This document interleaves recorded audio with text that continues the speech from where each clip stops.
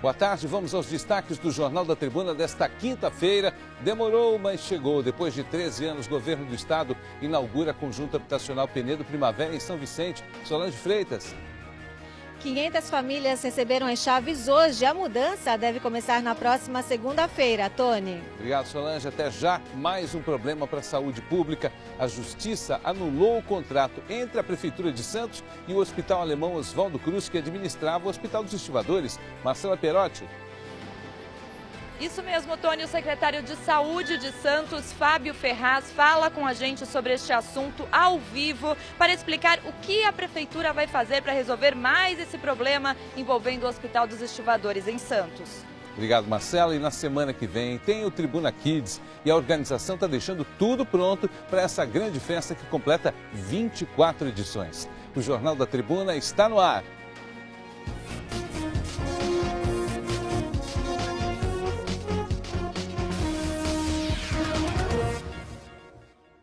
Depois de, no mínimo, 13 anos de obras paradas, de milhões de reais gastos, finalmente o Conjunto Habitacional Primavera Penedo está sendo entregue hoje em São Vicente. Quem está lá acompanhando tudo desde cedo, essa entrega é a Solange Freitas. Boa tarde, Solange. Quantos apartamentos aí estão sendo entregues hoje? São 500 famílias. Quantos apartamentos?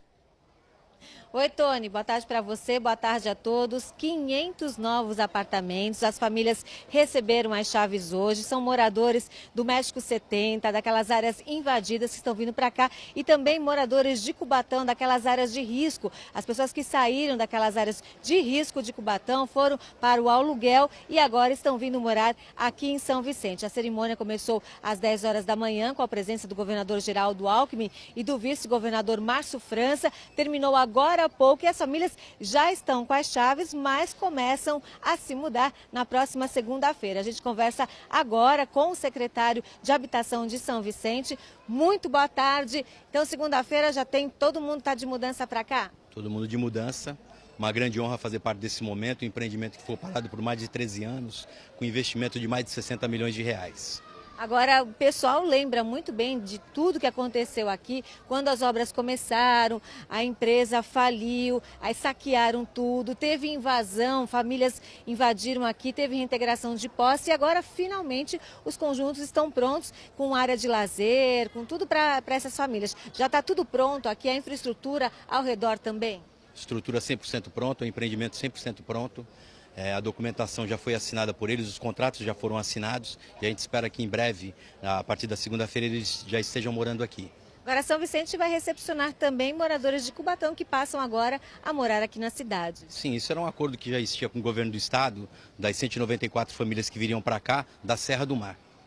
Agora, a gente tem que falar também do Conjunto Tancredo Neves. São 1.120 unidades que já estão prontinhas para o pessoal morar, mas o pessoal ainda não está morando lá. O que está acontecendo? Bom, ontem nós tivemos uma reunião com aproximadamente 60 moradores que vão para o Tancredo Neves.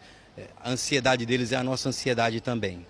Nós temos uma data, aliás, nós tínhamos uma data já ontem para passar para eles. Eu gostaria que isso fosse feito pelo superintendente da Caixa Econômica Federal, mas como você mesmo viu aqui no evento, já foi informado isso, que num prazo de 50 a 60 dias eles já poderão estar mudando para o Tancredo. Tá certo, muito obrigada pelas informações, mas pelo que a gente ouviu aqui das autoridades, do prefeito Pedro Gouveia, também do secretário estadual da Habitação, a promessa é que até o Natal essas famílias já estejam morando aí no Conjunto Tancredo Neves, que são 1.120 novas unidades. A gente vai cobrar isso, Tony. Isso mesmo, mas se vier vai ser uma notícia ótima.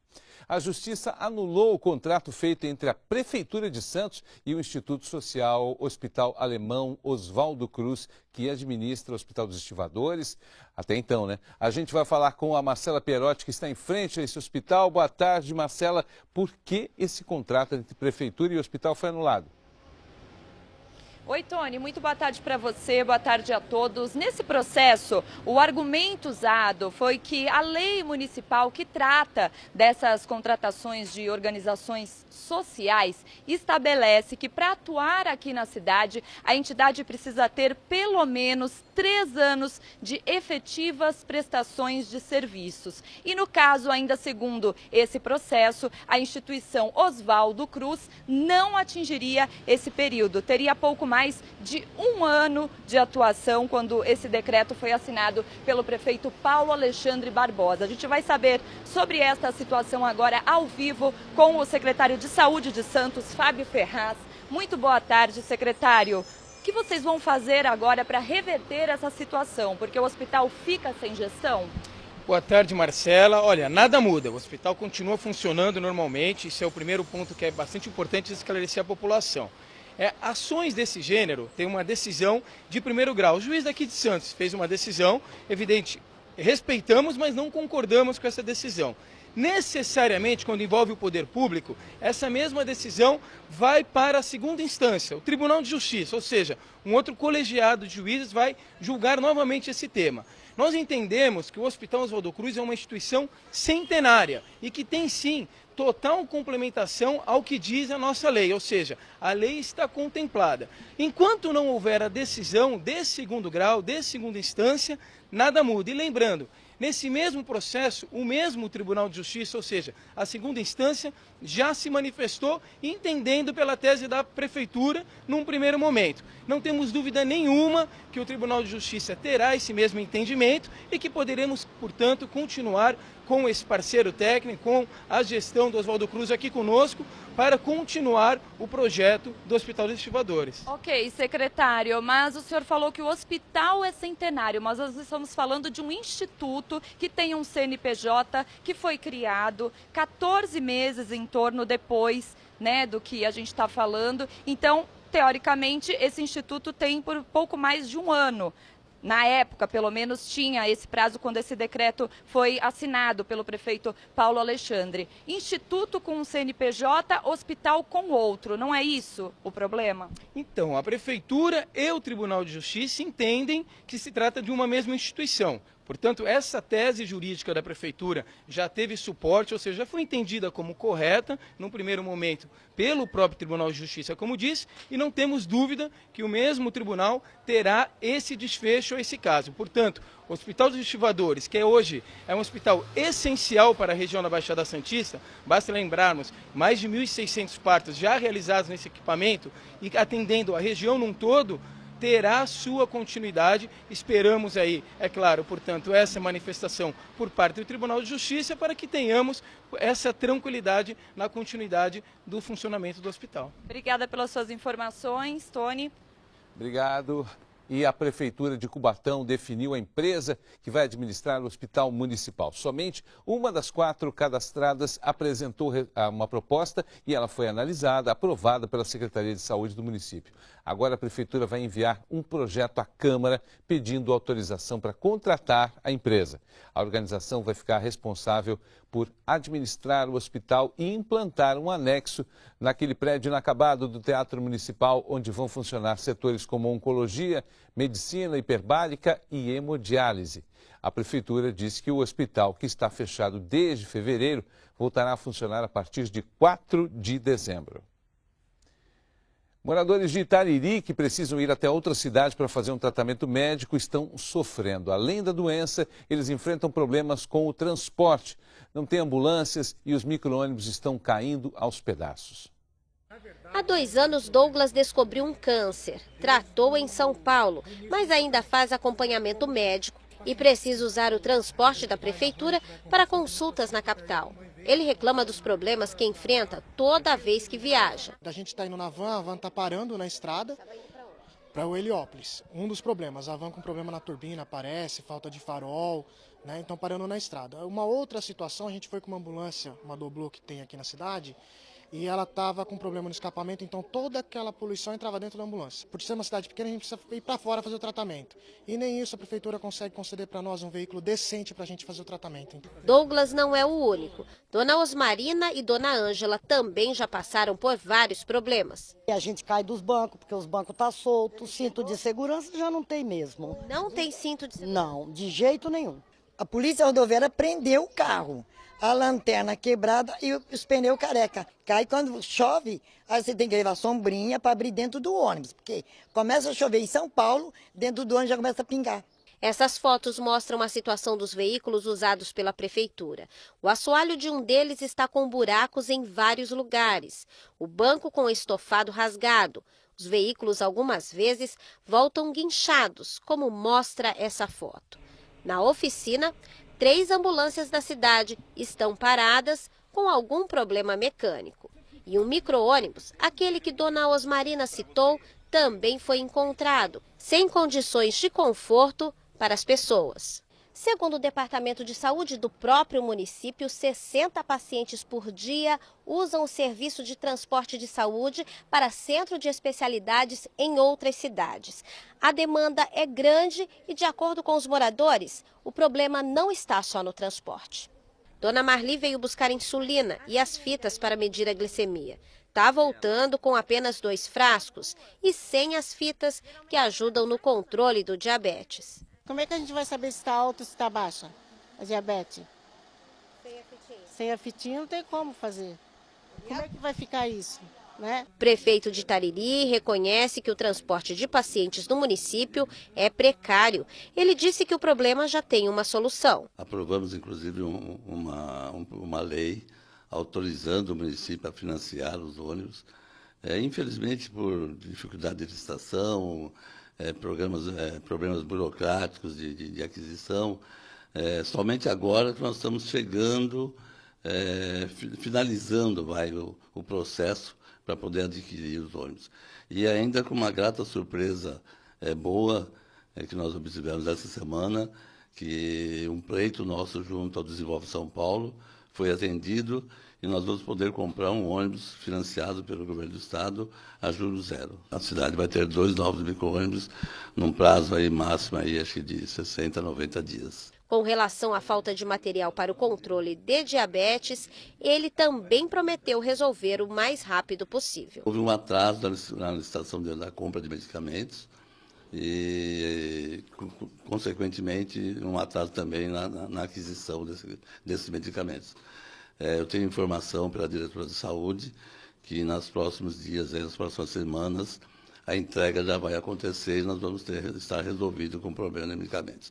Ainda vamos ter alguns problemas com os medicamentos de alto custo, porque os medicamentos de alto custo são fornecidos pelo Estado e nós estamos tendo algum problema na aquisição desses medicamentos, mas estamos correndo atrás para resolver também.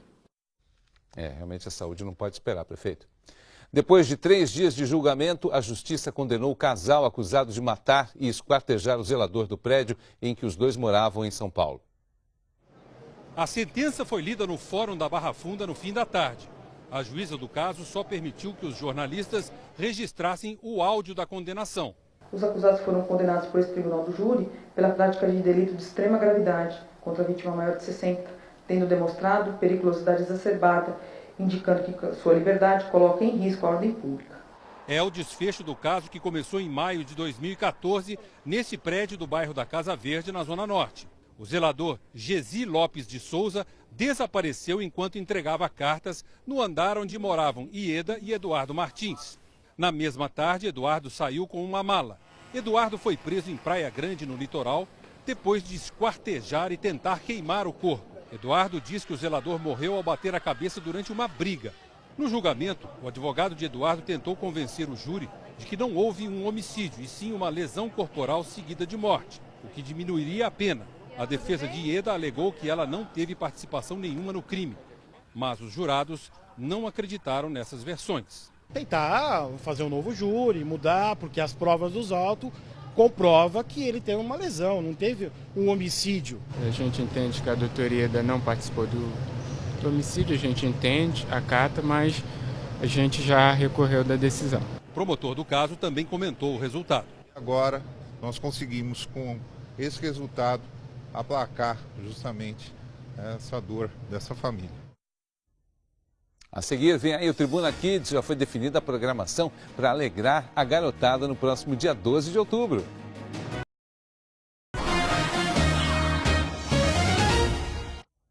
O ex-prefeito de Praia Grande, Roberto Francisco dos Santos, foi condenado pela Justiça por compra de votos na eleição de 2008. Na época, Roberto Francisco venceu o candidato da oposição, Alexandre Cunha, por uma diferença de apenas 3%. A compra de votos, segundo a Justiça, foi abastecida pelo empresário Edis Vedovati, que também foi condenado. O coordenador da campanha José Ronaldo Alves e o ex-candidato a vereador André Yamauchi também foram condenados no processo. Eles participaram da delação premiada e Yamauchi, inclusive, confessou que recebeu propina para não delatar o ex-prefeito. Durante as investigações, a Polícia Federal colocou uma escuta em Yamauchi e também gravou a entrega do dinheiro. Esse vídeo mostra o momento em que o ex-candidato entra num carro. Após uma breve conversa, Yamauchi sai do carro com um saco plástico. Ele contou na delação que ali havia R$5.000. O senhor ganhava 5 mil por mês? 5 mil por mês? Era equivalente que o senhor ganhava lá na prefeitura depois? Não, bem menos. Bem menos. Quanto o senhor ganhava lá como Eu ganhava em torno de R$10.000, eu ganhava. Dos 6 acusados, 3 decidiram participar da delação premiada. André Yamauchi, que era candidato a vereador, José Ronaldo Alves de Sales, que era o coordenador da campanha do ex-prefeito Roberto Francisco, e Camila Branca Pereira, que trabalhava na campanha. Para voto para quem? Para o Roberto Francisco e para o André Yamauchi. Juntos? Era vinculado. R$50 para cada personalista e quem coordenava presente. Comprado R$50. Trabalho de dia. Todas as pessoas denunciadas foram condenadas pela prática do crime eleitoral de compra de votos. Isso porque, ao longo das investigações, restou absolutamente comprovado, por provas testemunhais e também pela delação de 2 dos réus, o André Yamauchi e o José Ronaldo, que houve um acerto entre eles, entre o ex-prefeito Roberto Francisco, o candidato a vereador à época, o André Yamauchi, e também o Edis Vedovati, empresário da cidade, com o objetivo de comprar votos em favor das eleições, tanto do Roberto Francisco quanto do André Yamauchi. Quanto que o Edis deu para a compra de votos para a campanha do Roberto Francisco? Na véspera, no sábado, ele me deu R$80.000 numa caixa, nem foi o Edis, quem entregou foi o André Yamauchi para mim. Para o senhor distribuir para a compra de votos para o Roberto Francisco, é isso? Isso. E para o André Yamauchi, sabe também, quanto ele deu? Era o mesmo valor, era um vinculado, era venda casada. Votava num, tinha que votar no outro também, é isso? A condenação é em primeira instância e ainda cabe recursos. O Ministério Público também disse que vai recorrer e pedir ainda condenação por formação de quadrilha. Infelizmente, não se pode mais pensar no que passou. O município foi governado, foi dirigido por essas pessoas que agora vão ter as suas consequências. Acho que o mais importante é a lição que fica, né? De que realmente o povo precisa se conscientizar, o cidadão brasileiro precisa se conscientizar de que o voto é a sua maior arma. É a única ferramenta que nós temos para fazer esse país melhorar. A defesa de Roberto Francisco disse em nota que, em 27 de abril de 2012, o ex-prefeito foi denunciado pela Procuradoria Regional Eleitoral, juntamente com outras pessoas, sob a acusação de que todas haviam comprado votos na eleição de 2008. Disse ainda que, durante toda a investigação e instrução processual, ficou provado que o ex-prefeito jamais comprou, encomendou ou mandou comprar votos de quem quer que seja. Falou ainda que Roberto Francisco foi eleito de forma legal e democrática. A defesa disse ainda que Roberto Francisco é inocente, conforme toda a prova dos autos, e apesar disso ele foi condenado por um dos crimes, o que se mostra absolutamente injusto, justificando recurso de apelação já apresentado à instância superior com a confiança de que o tribunal vai reformar essa decisão e absolver o ex-prefeito. O advogado que representou André Yamauchi e Camila Branca Pereira disse que os dois demonstraram arrependimento e passaram todas as informações necessárias para a polícia e se comprometeram em falar a verdade. Completou que a colaboração do André foi essencial para o processo, pois ele se colocou à disposição da Polícia Federal para contribuir com as investigações. A defesa do ex-coordenador de campanha, José Ronaldo Alves de Sales, disse que o seu cliente foi o primeiro a denunciar a compra de votos e apresentou provas que comprovaram tudo o que foi denunciado na delação premiada. Não conseguimos contato com os advogados do empresário Edis Vedovati e de Michele Menezes da Costa.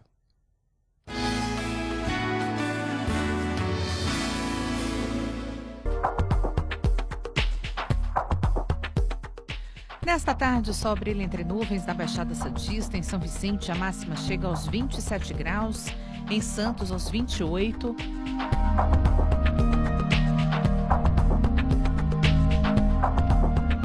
O mar está calmo nas praias. Em Guarujá e em Bertioga, as ondas chegam a 1 metro e a máxima atinge 27 graus nessas cidades. Em Cubatão também faz calor hoje, o sol brilha forte, a temperatura chega aos 28 graus na cidade. Em Praia Grande deve fazer 26. Mais ao sul da Baixada, a temperatura atinge máxima de 27 graus em Itanhaém e em Peruíbe. No Vale do Ribeira, o sol aparece entre nuvens e os termômetros podem marcar máxima de 28 graus em Registro e 27 em 7 Barras.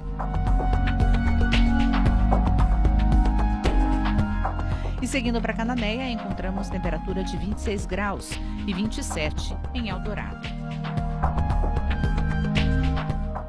Semana que vem tem o feriado da Padroeira do Brasil e é comemorado também o Dia das Crianças. Aqui na Baixada Santista já é tradição acontecer o Tribuna Kids. Os organizadores estão acertando os últimos detalhes para essa grande festa. Tá pintando mais um Tribuna Kids. Já são 24 anos de um dia inteiro de brincadeiras e muita diversão. A criançada já pode se preparar para quinta-feira, dia 12, porque a programação tá cheia de atrações. Brinquedos infláveis, escultura de balões, maquiagens artísticas. A criançada gosta muito, né? Curte bastante a parte de maquiagem e balão. E a gente vai tentar se dedicar ao melhor para conseguir atender todo mundo no tempo que a gente vai estar lá. Eu amo fazer, eu acho uma iniciativa maravilhosa, assim, para o pessoal da Baixada Santista, né? Porque não atende só Santos, outras regiões também acabam vindo. E eu acho muito legal, é uma proposta interessante para a gente alegrar os baixinhos e os altinhos, porque eles também curtem.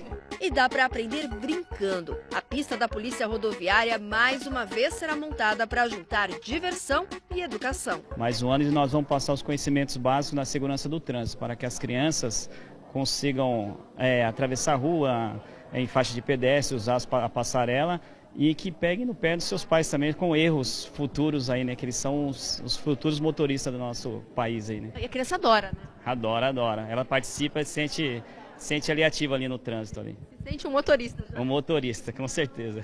E tem muito mais. A cantora Luísa Gattai vai estar lá. Sem tirar o ar, sem se mexer, sem desejar como antes sempre quis. Vai ter ela, vai ter outras atrações de cosplay também, vai ter cantores de K-pop. Então tem bastante atividade, um dia inteiro de lazer. Tem a Polícia Militar, com a Polícia Rodoviária, os cães, a montaria da Polícia Militar. Toda a programação do Tribuna Kids é de graça, incluindo as 3 sessões de cinema numa sala que vai ser montada na Arena Santos. Mas a solidariedade também deve fazer parte dessa festa. 2 barracas de instituições beneficentes vão vender lanches. Uma delas participa pela primeira vez do Tribuna Kids. Hoje no abrigo nós atendemos 18 crianças, mas nós também atendemos a unidade 2, que é a creche noturna, né? Então esses eventos para nós é de grande valia, entendeu? Para manutenção, que São Pedro nos ajude, né? E para as crianças se divertirem, nós também. Todos nós temos um pouquinho de criança dentro da gente, né? Então vamos botar para fora nesse dia e curtir. E depois do sucesso no ano passado, esse ano tem Repeteco. É o concurso de fantasias para os fãs de cosplay. As pessoas podem se fantasiar, criar aquele hobby bacana, ela sobe no palco, mostra a fantasia e vai ser julgada por um grupo de jurados bastante capacitados. É um hobby saudável, né? E às vezes a molecada vê aquele desenho que ela gosta, Hora de Aventura, um Popeye, um Scooby-Doo, aí ela vai lá, faz a fantasia, ela se sente no personagem, que é o mais legal. Lembrando que o Tribuna Kids será no dia 12, no feriado de quinta-feira que vem, das 10 da manhã às 4 horas da tarde. Está marcado para a Arena Santos, na Avenida Rangel Pestana 184, em Santos. A seguir, escolas prontas para a Gincana São Vicente Sustentável. Acontece amanhã. Fátima Figueiredo Jardes e Edicleia Taibo Ribeiro Xisto estão internadas na Casa de Saúde de Santos, precisam de doações de qualquer tipo de sangue. Os doadores devem se dirigir ao banco de sangue do hospital. O atendimento lá é feito de segunda a sexta-feira, de 7 da manhã às 4 horas da tarde, e também aos sábados, de 7 às 11 da manhã. O endereço é Rua Armando Salles de Oliveira, 138, no Boqueirão. E o Centro de Recuperação de Paralisia Infantil e Cerebral, o CRPI de Guarujá, vai fazer a terceira Festa das Nações com comidas, danças, músicas de 14 países. Terá ainda um monte de brincadeiras para as crianças. Os ingressos custam R$ 2,00 e toda a renda que for arrecadada vai ser revertida para o centro, que atende mais de 500 crianças e adolescentes com deficiências. A terceira Festa das Nações acontece amanhã e sábado na sede do CRPI, que fica na estrada Alexandre Migues Rodrigues, 845, na Praia do Tombo, em Guarujá. Alunos das escolas de São Vicente estão ansiosos porque amanhã acontece a gincana São Vicente Sustentável. Eles já estão se preparando há um mês e não vem a hora de começar a brincadeira. Somos os verdes! Seja um bom cidadão, não jogue lixo no chão, recicle. Afinados, eles estão animados também.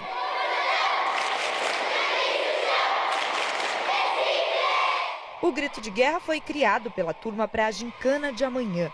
A colinha está na frente para ninguém esquecer. Durante um mês, eles se prepararam para o evento que vai acontecer no Tumiaru a partir das 10 da manhã. A gincana ela é dividida em 5 equipes, cada equipe representada por uma cor. E aí dentro das equipes a gente tem uma média de 5 escolas. Cada escola ficou responsável por uma etapa da gincana. São mais de 20 escolas públicas de São Vicente participando da gincana. A ideia do projeto é preparar e educar as crianças e jovens para um futuro melhor, para um meio ambiente bem cuidado. Milhares de garrafas PET como essas estão sendo retiradas da natureza. A prefeitura fala em 100 mil garrafas arrecadadas. A contagem será feita hoje. Para dar consciência para eles de que isso na rua traz grandes estragos. A segunda etapa é justamente a gincana, quando vão aprender brincando. É divertido. Tô gostando bastante. E o que você aprendeu sobre o meio ambiente? Bastante coisa. Que não pode jogar lixo no chão, na rua, e tem que cuidar da natureza. Não pode ficar com o motor ligado, poluir o ar, pode matar bicho. Nem cortar? Nem cortar água. Em instantes começou o Valongo Festival da Imagem, que até domingo tem muitas atrações de graça.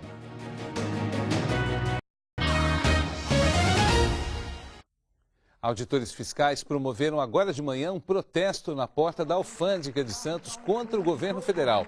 A categoria questiona o conjunto de medidas do governo, que inclui a quebra do acordo salarial firmado em lei e que prevê recomposição salarial. O ato também marca a retomada da mobilização da categoria em todo o país. A segunda edição do Valongo Festival da Imagem começou ontem à noite. Até domingo, o público terá várias atrações de graça. O Festival Internacional da Imagem promete movimentar o Centro Histórico de Santos até o final de semana. Nossa ideia é trazer para cá uma ruptura, né? Ou seja, aqui tem excelentes festivais de música, de arte. Nós decidimos trazer uma ruptura, um festival que seja de imagem, de música, de som, de conhecimento e que seja acessível a toda a população. São vários espaços destinados a exposições, debates, oficinas e muitas outras atrações. Nós temos 5 dias cheios de conferências, palestras sobre cinema, fotografia, imagem em geral. Nós temos 600 alunos inscritos em workshops, cursos rápidos, relâmpagos, que têm a finalidade de criar o ambiente para onde o fotógrafo, o cineasta, o criador de imagens vai se desenvolver. Uma das atrações do festival é uma exposição nos Arcos do Valongo com mais de 80 fotos, de Antônio Júlio Duarte e Patrícia Almeida.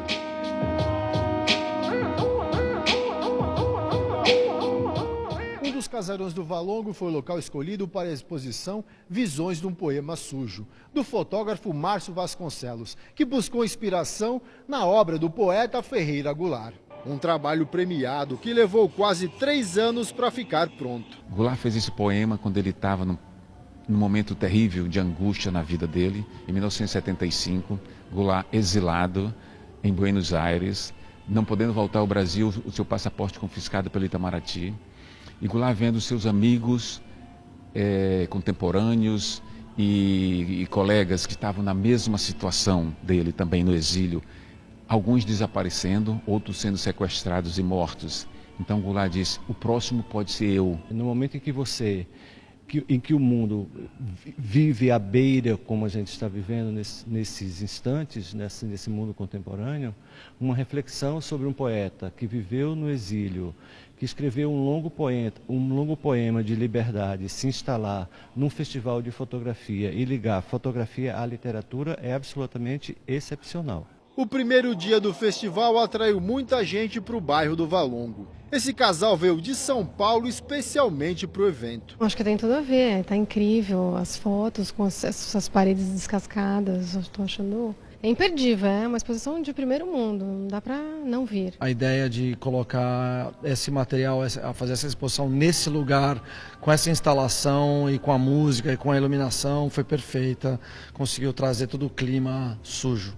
A programação do festival conta com atrações de graça. Uma ótima oportunidade para o público aprender e trocar experiências. Traz uma visibilidade para a cidade e também para o centro histórico, que no sentido de revitalizar o centro é bem importante também. Eu adoro o centro, eu adoro esses lugares e eu sempre vou e fico observando as ruínas e tudo mais. E aí com essa iluminação e essas fotos e a música e tudo isso, está muito legal.